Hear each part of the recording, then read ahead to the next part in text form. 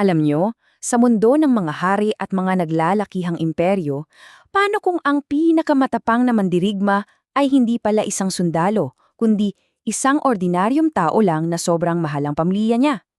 Halika't silipin natin ang kwento ni Abram, isang salaysay ng digmaan, katapatan at integridad na hinding-hindi matitinag mula mismo sa isang napakatandang teksto.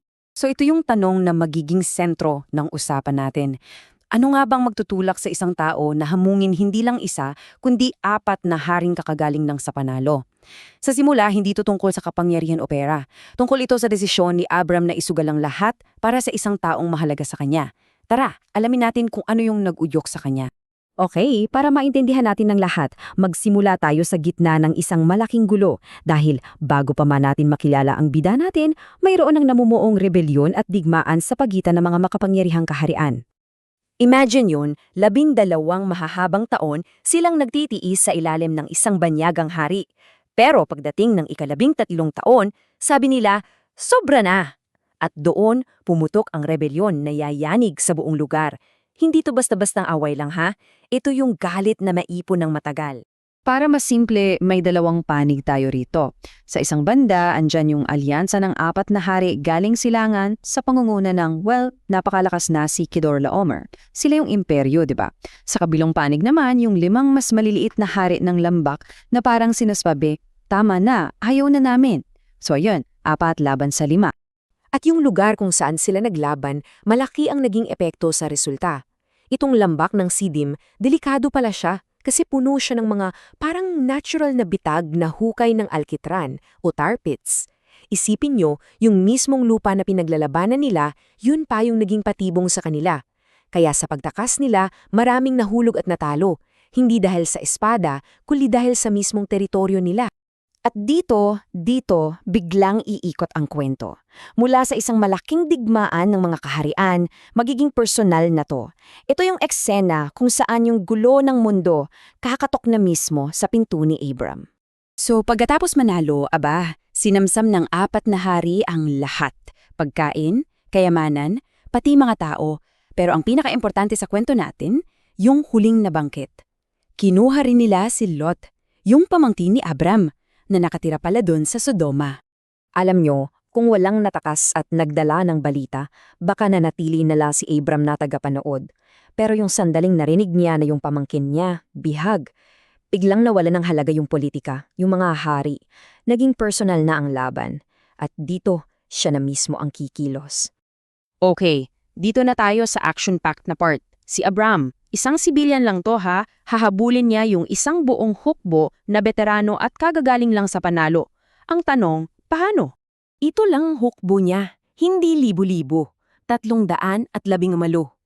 Oo, sinanay ng mga lalaki, pero galing lang sa sarili niyang sambahayan. Isipin niyo yung lamang, isang maliit na grupo laban sa pinagsama-samang lakas ng 4 na kaharian na kalalabas lang sa isang malaking panalo. Parang impossible mission, di ba?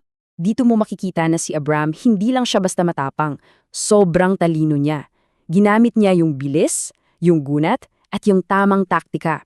Hinati niya yung mga tauhan, isang classic military move, di ba?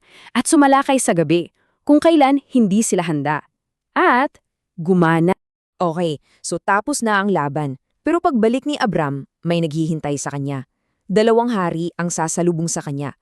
At yung pag-uusap nila, masasabi nating kasing tindi rin ng digmaang katatapos lang. Okay, una, itong misteryosong tao na ang pangalan ay Melchizedek.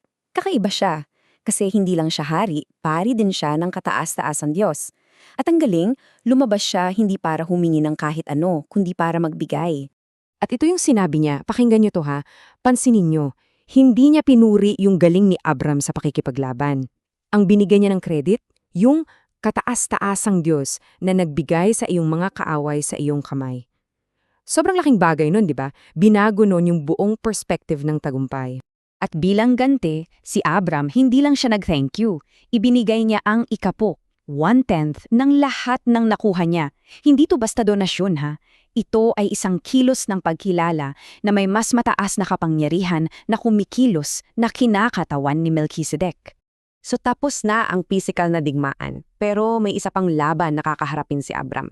At this time, hindi na to laban ng mga espada, kundi laban ng prinsipyo. Ito na yung final test ng karakter niya.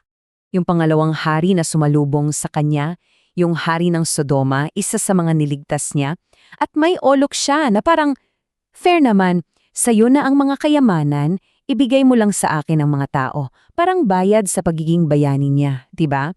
Pero ang sagot ni Abram, isang mariin at malakas na hindi. At ito lang yung dahilan niya. Napakasimple pero napakalalim. Ayaw niyang dumating yung araw na may kahit sinong magsasabi, ako ang rason kung bakit mayaman si Abram. Para sa kanya, yung dangal niya at yung pagkilala na ang Diyos ang tunay na source ng tagumpay niya, mas mahalaga yon kaysa sa lahat ng ginto sa mundo. Pero eto ang maganda. Yung integridad ni Abram, hindi ibig sabihin hindi siya patas. Tiniyak niya na yung mga kasama niya may sapat na pagkain at yung mga kaalyado niya, makukuha nila yung share na para sa kanila. Ibig sabihin may prinsipyo siya pero hindi niya sinasakripisyo yung kapakanan ng iba. At dito nagtatapos ang ating pagsilip sa kwentong ito. Ang istorya ni Abram, hindi lang ito tungkol sa isang rescue mission. Isa itong tanong para sa ating lahat. Saan ba talaga tayo naglalagay ng tiwala natin? At sa isang mundong, aminin natin, puno ng kompromiso, ano nga ba ang halaga ng isang hindi natitinak na integridad? Isang tanong na hanggang ngayon relevant pa rin.